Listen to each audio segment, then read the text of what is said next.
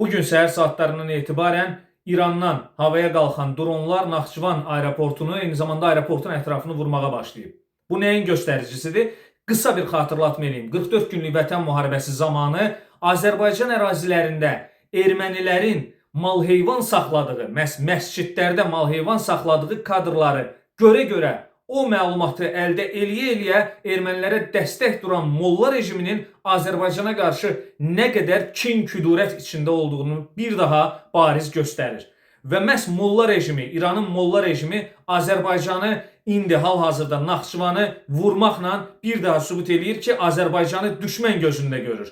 Azərbaycan davamlı olaraq İrana qardaş münasibəti göstərmək istəyib, hər zaman dəstəyini, köməyini etmək istəyib, amma İranın molla rejimi, həmin o alçaq rejim məhz Azərbaycanı hədəf alıb Naxçıvanı vurur.